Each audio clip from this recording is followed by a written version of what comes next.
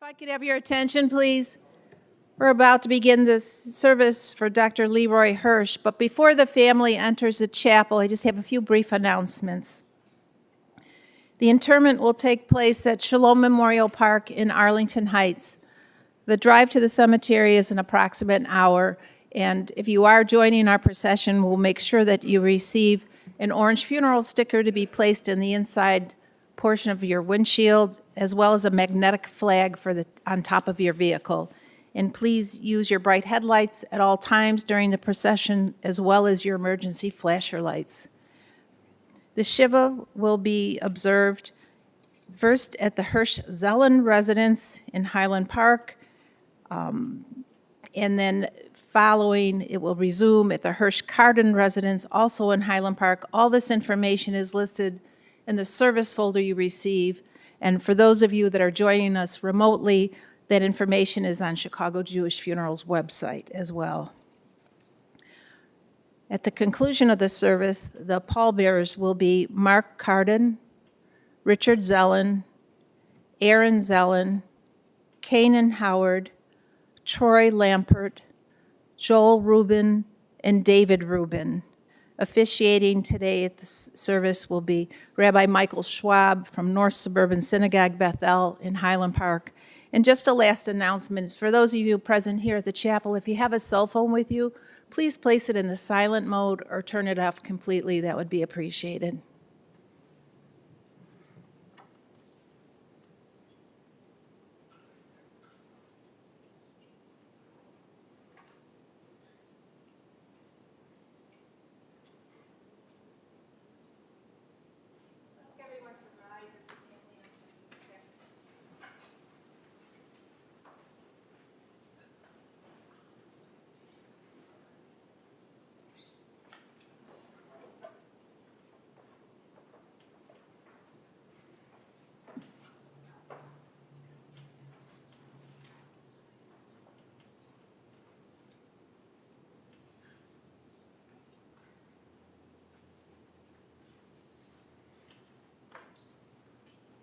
Please be seated.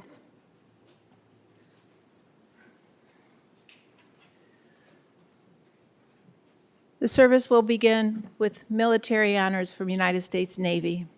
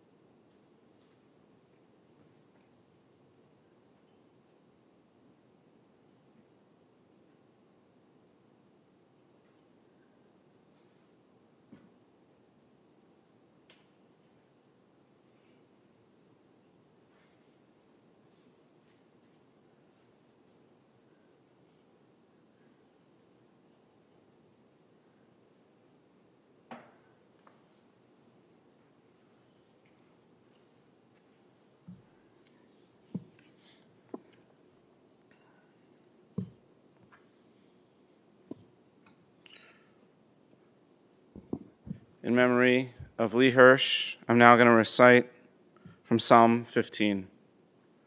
Mizmor LeDavid, Adonai mi yagor bo alech, hamishkon bahar kodshecha, holech tamim ufoel tzedek, v'dover emet bilvavo, lo ragal al shono, lo asal re'ora v'cherpa l'nasal krovo, nivzeh beinav nimas v'tirei Adonai yechabed, nishpa l'arav lo yamir, kaspo l'natan b'neshech, v'shoch Adonai kilo lakach, osei lo yimot le'olam. This psalm speaks of a person of integrity and righteousness, one of the many things Lee was in his life. Do we deserve to enter into God's sanctuary? Can we merit a place in the presence of God? Live with integrity, do what is right, speak the truth, have no slander upon your tongue, do no evil to others, never mistreat your neighbor, spurn those who are contemptible, honor those who revere God. Never retract a promise once made, though it may bring you harm. Lend no money at unfair rates, accept no bribe against the innocent. Make these deeds your own, and you shall stand firm forever. Surely the soul and the legacy of Lee Hirsch will indeed stand firm forever. Now I'm going to recite in Hebrew Psalm 23. Afterwards, I'm going to ask anybody who likes to join me to recite Psalm 23 with me in the English. It's inside your service folder.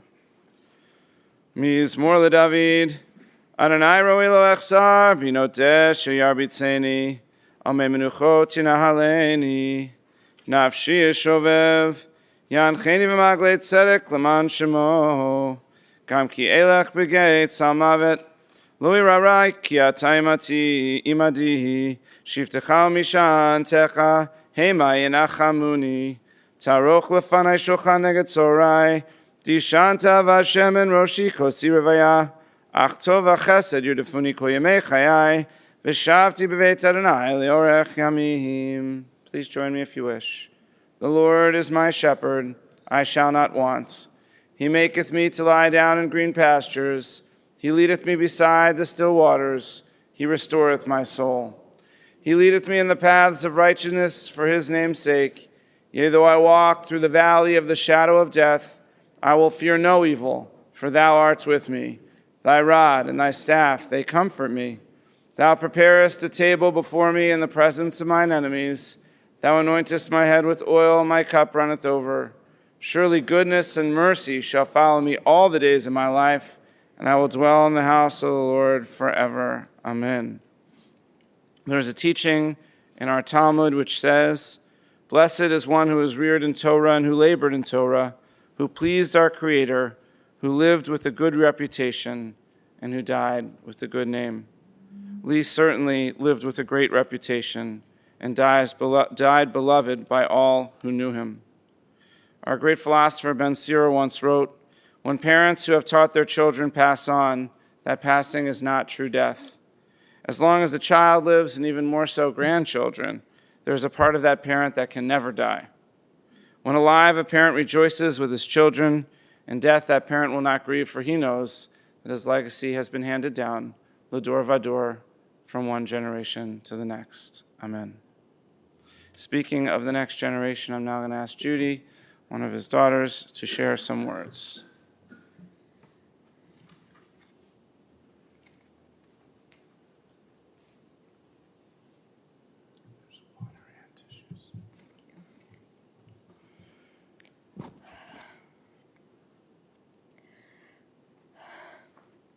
My dad came from the greatest generation, born in 1927.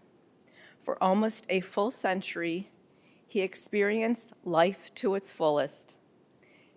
At the age of 17, he enlisted in the U.S. Navy as a radio man on the USS Zelin to protect our country during World War II. My dad was quite the athlete as well. Being a southpaw, he played first baseman and was recruited by the Chicago Cubs minor league team. My grandmother, however, told him that Jewish boys do not play ball, but go to college instead. My dad went on to become a distinguished cardiovascular scientist and researcher, even having his 15 minutes of fame being on 60 Minutes. My dad and I would commute to work in the early 80s when he worked at Michael Reese Hospital and I at the University of Chicago Billings Hospital. One fond and laugh out loud memory was when we were driving home on the Kennedy Expressway at the time when it was illegal to go from the express lanes to the Edens. The Chicago police would always be hiding, looking to ticket somebody for that illegal crossover. I was the lookout person for the police while my dad did the maneuver.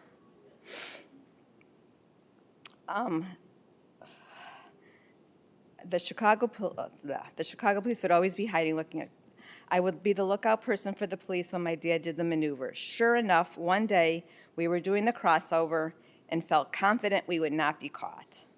When flashing lights appeared out of nowhere, my dad quickly found the first ramp to exit on and turned into an alley. My dad,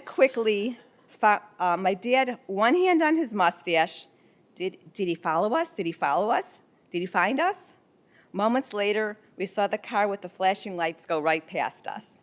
We were never caught, and we both laughed the rest of the way home. Beyond his professional career and being a mentor to others, he was a wonderful, loving husband to our late mom, Miriam. He was, in my humble opinion, the best daddy two daughters could ever have. He was always present for us, teaching us curiosity, love for our family, and our Judaism. From our weekly Shabbat dinners, family holidays together, and most importantly, teaching us what it meant to be a good person. I have fond memories of our summer vacations traveling throughout the U.S., hitchhiking in the middle of nowhere in Wyoming to find a new fan belt for our car that had broken down, while we left my sister and mom stranded by the car. He was a Saba to 3 wonderful grandchildren, Aaron, Naomi, and Rachel, along with their respective spouses, Erika, Canaan, and Troy. He loved them dearly, and they loved him back even more. He meant the world to them. My dad was the meaning of a true mensch in every word. He will be missed terribly. The world has lost a special person. I love you, Daddy-O.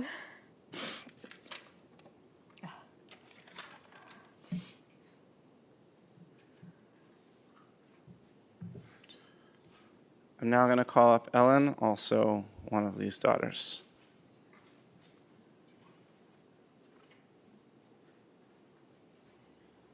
There's water here if you need tissues.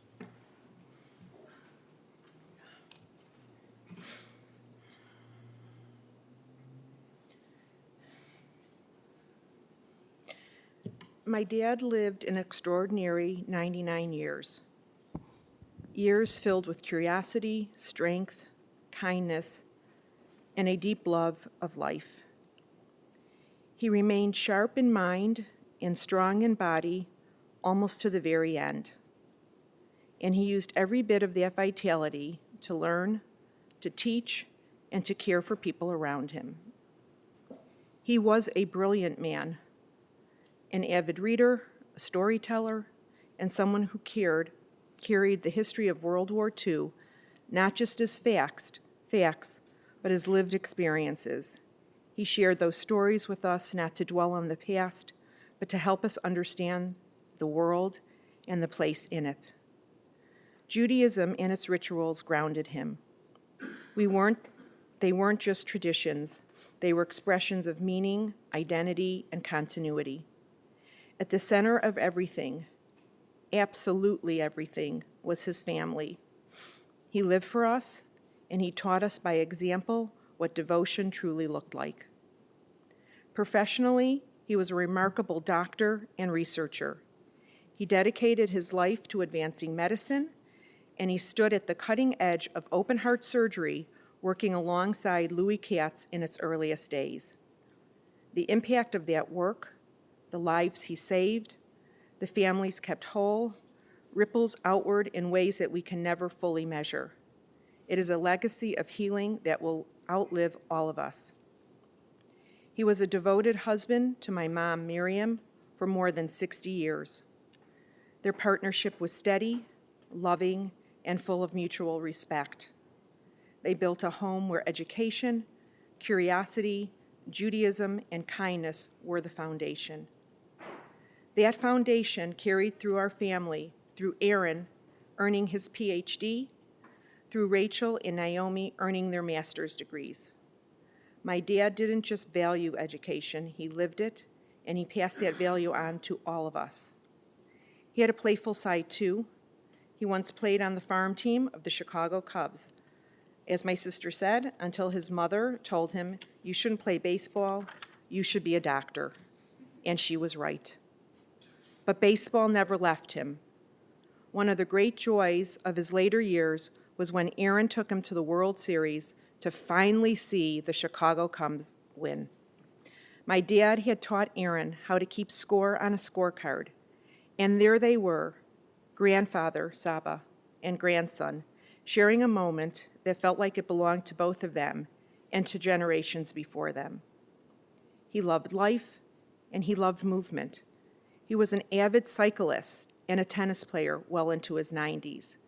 He approached everything, sports, work, family, with the same spirit, enthusiasm, discipline, and joy. He was wise, he was gentle, he was kind, and he had a way of making you feel seen and valued simply by being in his presence. He indeed adored his grandchildren, Aaron, Rachel, and Naomi. They were his pride, his joy, and his hope for the future. They loved him deeply in return. We will miss him more than words can say, but we carry him within our stories, our values, and our achievements, and in the way we choose to live our lives. His impact on our family, on his research, and on the world is profound and lasting. May his memory be a blessing. May we honor him by living with the same curiosity, kindness, and love that he showed every one of us as long as his remarkable life. I will miss you, Daddy-O.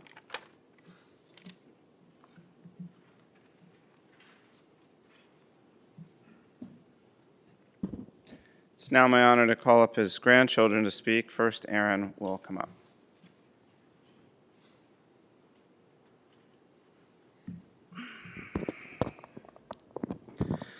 Thank you to everyone that has come here today celebrating Saba's amazing life. It is comforting to be around friends and family. I've honestly been at a loss of words since Saba passed away. I write and speak in public for a living, but this is definitely the hardest thing I've had to do. As you've already heard and will continue to hear, Saba was a one of one, a Renaissance man and a true mensch. Although he passed away at the age of 99, he would have told you if he was still here with us that he was in his 100th year. An impressive accomplishment, especially since he only declined rapidly in the past 3 weeks. He truly lived his long and meaningful life until the end. He is of the greatest generation. We have lost someone special that made the world a better place. It is difficult to express the magnitude of his impact on me and our family at large. Hopefully everyone's eulogies will do it all justice. For me, our special bond began the moment I was born. According to my parents, when they called him to let him know that he had a grandson, he broke down in tears while he was at a work conference in Toronto. Since a young age, he shared with me his passion for baseball. When he was 16, he played minor league ball and actually had the opportunity to play at both Wrigley Field and the old Comiskey Park as part of a local all-star game back when he was younger from people in the Chicagoland area. Unfortunately, due to World War II, he never got the opportunity to possibly go pro, and the fact that nobody paid anybody back then. Instead, he enlisted in the Navy at the age of 17, again, something that you're technically not supposed to do, but he wanted to fight for his country, and fought in the Pacific Theater as a radio man. Prior to the Cubs becoming known as the so-called lovable losers, when Saba grew up, the Cubs were actually in the World Series 5 times between the time he was born and the end of World War II, including while they were still stationed on his Navy ship in 1945. He told me about how he would talk so much smack to everybody on the ship that year in 1945 during the end of World War II until, of course, they lost in 7 games to the Detroit Tigers that season. Who knew that 1945 would be the last time the Cubs would be in the World Series again until 2016, when they finally won it all for the first time since 1908, even before Saba's time. Saba first took me to a Cubs game in 1994 and showed me how to do a scorecard. While the average age of a fan that still does a scorecard is likely in their 60s, if not older, since we went to our first baseball game together, I've done one at every single game I've been to. Now that Saba's gone, when I go to a Cubs game again in the future, I'll know he'll still be with me while we fill it out together, me and Erika. Besides going to games together, he also coached my Little League team a number of years, and similar to Saba, I was a left-handed first baseman. Although I never made it to the majors, it was so special to follow in his footsteps. He's the reason why my number was always 27, since that was the year that he was born. I always wanted to be like him. He would be proud of the fact that even to this day I play softball for my think tank in DC, and my biggest recent accomplishment was hitting 2 home runs against the MAGA think tank. Our biggest baseball joy, however, was the Cubs' magical 2016 season. Ever since I'd been old enough to have my own money, I always knew that I would buy tickets no matter the price. Unfortunately, the tickets in 2016 were no longer the cool ones, but I still got the paper copy of it. For the 2 of us to go together whenever it happened. I always hoped he would remain alive to finally see it happen in his life. What a pleasure it was to go see our Cubbies in the World Series and eventually win it. I called him after they won in the most torturous manner, fitting as a Cubs fan in Game 7. He sounded like a little kid on the phone and was so happy we finally did it. I always have that memory since it was the last time we were able to actually go to the Cubs game together. What a treat it would be if the Cubs somehow won another one this coming season as a tribute to Saba. Beside our love for baseball and the Cubbies, Saba's professional and intellectual pursuits also had a deep impact on me. Including my dad, the 3 of us all have PhDs. I always thought it was cool and special that we had 3 generations in a row of PhDs.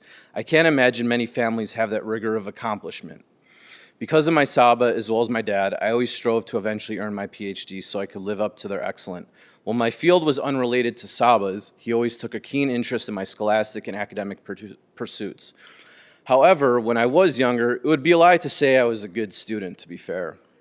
He always pushed me to be better, telling me that if I just applied myself, I would truly be accomplished. Once I eventually took things seriously my junior year of college, I went straight to the moon academically. It was always so exciting to share with him my latest accomplishments, first during my master's and later during my PhD, as well as everything I have done professionally over the past 14 plus years. He would voraciously read my articles, watch my interviews on TV, and listen to podcasts I was on. It would make me feel so special how proud I could tell he was of me whenever he spoke with me about my work. Suffice it to say, I think my frontal lobe is fully developed, Saba. Outside of the Cubs and academic accomplishment, Saba was a true family man. He helped provide an example alongside Safta, who passed away in 2012, to my mom and aunt. I am so lucky to have the best mom and aunt that have brought us and kept us together as a tight-knit family our entire lives. Ever since I can remember, every Shabbat we would go to Saba and Safta's house in Skokie until Safta's health began to deteriorate. Ever since then, the venue may have changed to my parents' or Ellie's, but no matter what, prior to college and since I've been an adult, whenever I'm home, we always have Shabbat dinner together. We used to be regaled with all of Saba's various stories, which we had heard multiple times, but loved hearing them over and over. One of the famous ones was about a Frenchman he knew and his ability to always say the guy's full name, which pretty sure included at least 3 or 4 middle names too. I won't try and do it myself since he did it with a perfect French accent. It always made everyone burst out laughing. Besides Shabbat, we also always went on an annual family vacation, which brings up so many amazing memories and family inside jokes. One of my favorite pictures of all time is from our trip to Cuba with all of us having a drink of a bunch of alcohol, sitting at this table with Cuban cigars in our mouths. We all look like badasses, most especially Saba. It has also been a true pleasure that Saba was able to meet my wife Erika in his latter years. I could see how much joy he had in knowing her and how happy Erika makes me. Ever since I was young, he always taught the importance of being a gentleman and treating women with respect and care. I always took that to heart, and I'm happy that Erika joins a long line of women already in this family that are strong-willed and incredibly accomplished. This likely goes back to the fact that Saba's mother owned her own shop when he grew up, which no doubt was extremely rare a century ago. Finally, I just want to say how much of a privilege it has been to spend time with Saba in the last week of his life. It was fortuitous that me, Naomi, and Rachel were in town for Saba's 99th birthday celebration. We had the opportunity to see him still as his usual self one last time. Thank you to Rachel for videoing some of the best final moments where he still was able to speak with us. I'll always be able to cherish those moments for the rest of my life. The last thing Saba coherently said to me was that I was his guide and his pal, as well as to scratch his back. I love you so much, Saba. I already miss you so much. I don't know how life will ever be the same without you here. And in the presence of our family, your memory will always be a blessing to me.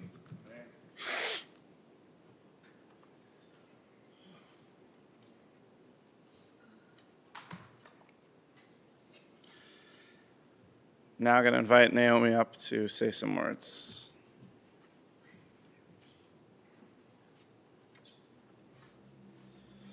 Water, tissues. Thank you.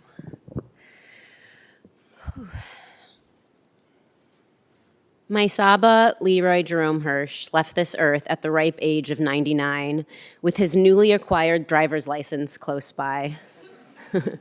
My Saba was a living legend, a true hero amongst us.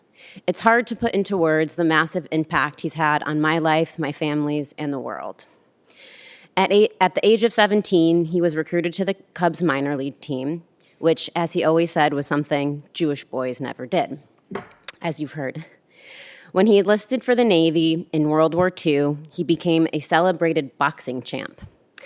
He ended up using his GI Bill and went to college and became a PhD as a cardiac researcher. His medical advances and influence were paramount. His work helped advance the care and treatment of heart disease, specifically heart attacks. His work was so influential that he was interviewed on a 60 Minutes. He was my hero. He not only has been incredibly smart and athletic, he was the kindest and most caring, warm, welcoming person you've ever met. He lit up every room he walked into and made everyone he met feel seen and welcomed. For a man who was born in 1927, he was a progressive and pushed for Black and gay rights from day one. He knew progress and having an open mind helped you gain new understanding and perspective. He inspired my love of science, medicine, and research. And when I published my first research paper supporting the pioneering research of neuroendocrinology, he couldn't wait to hear all of the nerdy details. He was my biggest champion and rooted for me through and through. As the wild child of our family, he always told me how much he adored my ability to think differently and always made a point to celebrate my non-traditional ways of living. He set me up for a life of curiosity and eagerness to support and change and uplift others. He was an incredible husband to my Safta, Miriam Hirsch. I watched him love and care for my Safta when she was diagnosed with Alzheimer's and Parkinson's. He stood by her side till the very end, making sure she was correctly cared for. At the end of her life, I always said that I hoped I would get to marry a man who was just as kind, as good as Saba. And I'm lucky to have found a man who can closely fill his shoes. Pretty close. My Saba and Safta raised my mom and aunt to be strong, fierce, and outspoken women. And I know back then in those days that it was uncommon for women to be encouraged to take up space. But my Saba made sure that that was not the case for my mom and aunt. This paved the way for me and my cousin Rachel to know what women could truly accomplish. As a woman, he set the stage for me to never question my ability of what I could accomplish, and I appreciate him so much for that.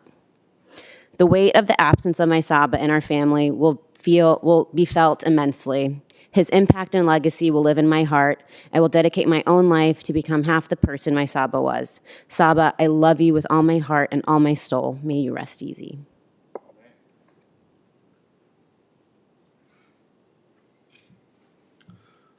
Now, of course, I'm going to invite Rachel to say some words.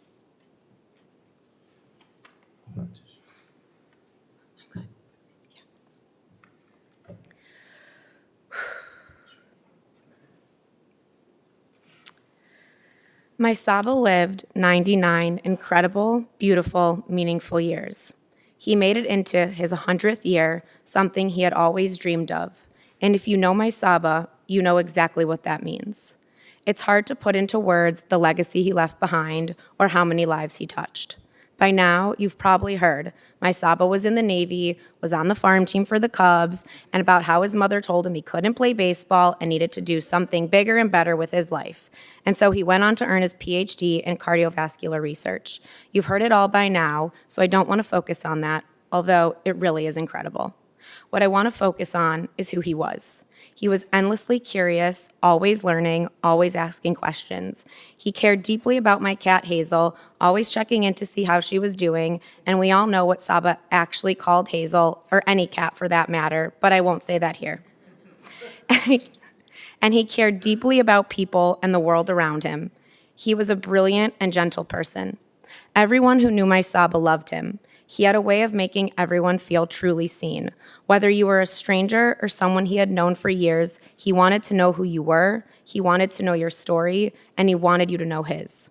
He truly paid attention to the details of people's lives, and when you were in his presence, he made you feel like you were the most important person in the world. My Saba lived for his family, and I have lived for him, and I will continue to do so every day of my life. He taught me to love the Cubs. He taught me to chase after my dreams and do the things people said I couldn't. He taught me to ask myself hard questions and to push myself to achieve my goals. When I first started dating my husband, of course I wanted my Saba's approval. Luckily, he approved. And I am beyond lucky that he got to celebrate our wedding with us just 3 months ago. My dream was to have my Saba by our side at our wedding, and he sat in the front row, proud, with the biggest smile on his face. That is a memory I will cherish forever and hold close to my heart. My Saba is my hero.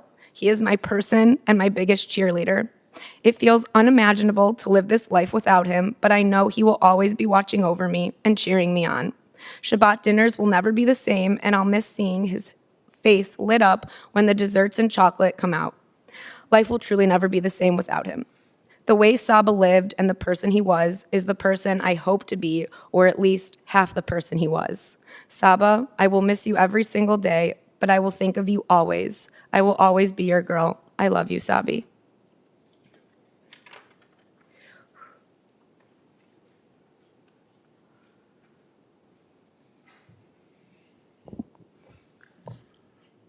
What gorgeous family tributes, a testament to what an amazing person he was and what an incredible life he lived.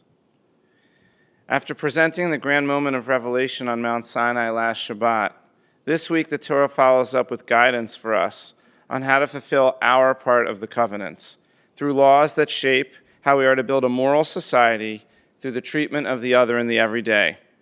One of the Torah's most insightful and lovely laws shared in the Parsha is, and you have to update it for modern times, if you see the donkey of one who hates you collapsing under its burden, you must not pass by. You must surely help raise it. The Torah insists that righteousness is not passive or selective. It calls on us to notice the suffering of others, even when it would be easier to look away. And then you're supposed to step in and help. Hirsch lived this mitzvah as a way of life. He never asked whether someone deserved help or whether it was convenient or whether it would be noticed by others. Like the Torah's vision in Parshat Mishpatim, he understood that responsibility begins the moment we encounter another person who could use a little assistance. Again and again, in ways large and small, in public and private, he chose to lift burdens that were not his own. His life was a living commentary on this week's Torah portion, a testament to the power of compassion and to the importance of serving others and spreading love. Thus, it's my very sad honor to extend my condolences and those of our synagogue, North Suburban Bethel, to Lee's entire family, to his beloved children, to Judy and to Richard, to Ellen and to Mark, to his adored grandchildren, Aaron and Erika, Naomi and Canaan, as well as Rachel and Troy. And of course to Sonny and to all of Lee's family and friends who are here, who are on live stream, who are thinking of him today. My prayer is that the words we share and the traditions we observe provide some measure of comfort at a difficult time. You've already heard that Lee was born in 1927. He was born on the Northwest Side, and he had a wonderful older brother, Franklin, whom he was very close to throughout his life. And he had two wonderful parents who loved their children and whom he loved dearly. He really had a lovely upbringing and a caring family. As a young man, as you heard, he demonstrated that he was both intelligent and athletic. The Cubs, enlisting at 17 in the Navy. And I want to share that while he personally survived the war just fine, he found out while serving that his brother had been taken prisoner of war. Luckily, Franklin was eventually released, but it was terrible news to hear, especially in such an isolated setting. But he managed it all. Though my favorite story about his service, from what the family shared with me, was that Lee recalled that his buddies in the Navy decided to all get tattoos. But he decided not to join in. Why? Because he was sure his mother would disapprove and be upset. Score 1 for Jewish mothers, and kudos to Lee for respecting his mother's wishes and the Jewish tradition. As you learned, when he returned, he got his GED and attended the U of I at Navy Pier. He excelled, he got his master's, his PhD, and he did all this incredible research at Michael Reese on open heart surgery and on heart attacks, as you heard. And he even finished his career at Loyola after Michael Reese closed. I was so touched, though, that the family also focused on how meaningful it was for him to mentor others in the field and how much he cared about his colleagues and their families, along with all the incredible accolades and accomplishments. I was told that one of his lab techs in particular told him that it was because of Lee that his own children were inspired to go to medical school.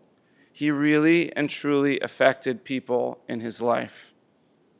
The family also shared that true to his character of always looking out for others, he actually heroically and directly saved 2 lives, not to mention all the lives saved through his research. He gave the Heimlich maneuver to someone he didn't know who was choking, responding in their time of need, and also saving somebody who was about to commit suicide on a bridge. It's amazing that he noticed her and that he took the time to stop, care for her, and save her life. Not to mention, his daughter shared with me that they were in the car with him one time, and I may not get this exactly right. There was an accident on the road, and he stopped the car and wanted to help until enough medical staff came to handle the injured. As was said, he was truly a mensch. He lived his life in the service of others. He always pursued doing the right thing, leading with love, no matter what. You already heard from his amazing family. We know that he was a kind and attentive dad, a great husband, a wonderful Saba. He was so proud of each child, of each grandchild, and he loved attending all of the events with them and celebrating each one of their accomplishments. And he was an amazing role model for them about how to live a wonderful and impactful life, as he was so compassionate, generous, intelligent, and loving. And I was also glad to hear that he was so proud to be a Jew, that he and Miriam raised their kids at B'nai Emunah. They were very active there, and as you heard, held Shabbat dinners every Friday night, which carried on in his daughter's houses when they could no longer host.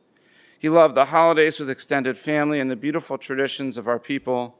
He modeled a love for Judaism that his family felt and took to heart. Therefore, we should, with great love and pride, remember Lee's life with a smile and a full heart for all the big things and the little things. And I know the family is grateful that they were able to gather for his 99th birthday, which was so close to his eventual death, but they all got to be together and be around him. We remember him for his incredible career, saving lives and serving others, his service to our country, his dedication to Jewish values, and most of all for his great love for his family. But also for the little things, like his incredible athleticism, baseball, and tennis and cycling into his 80s and 90s, or the fact that he passed his driver's test at 99. I will take that deal. Or that he liked to vacation in Cuba, was an avid vociferous reader, loved to tell stories. He started an investment club that his daughters still participate in today, and that he took adult education classes until the end of his life. He was just an amazing guy. He was a special man, and he will be sorely missed. Yeh Zichro Baruch, may the memory of Leroy Hirsch, Aryeh ben Natan Vasara, always be for a blessing, and let everyone here please say amen. Now I'm going to ask you to rise for the memorial prayer.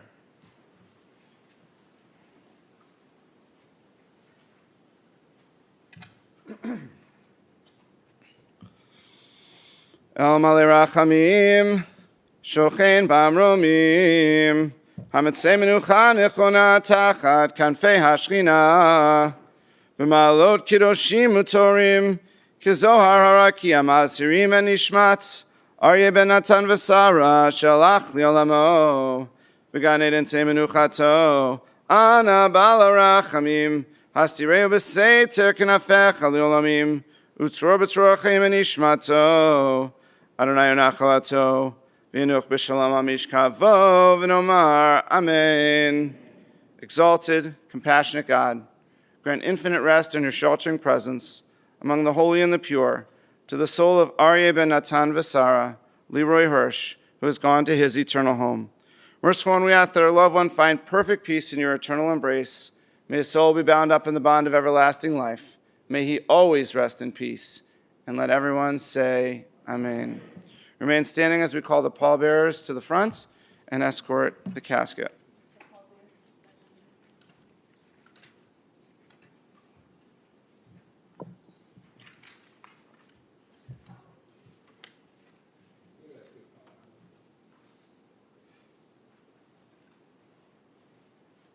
Yoshev v'seiter Leon b'tzel shadayit lonan. Omar lanay maksim etzudati Elohai avtakbo. Yotzil chamipach yakush medever avot. Bevratoy yosef lach v'tak nafav teksen. Sina v'socher rav amito. Lo tira mipach ad laila. Mechet yof yomam. Midever ba'ofa yalok. Mikedav yeshut zohorayim. Yipol mitzachai elef urmavami minachai lech.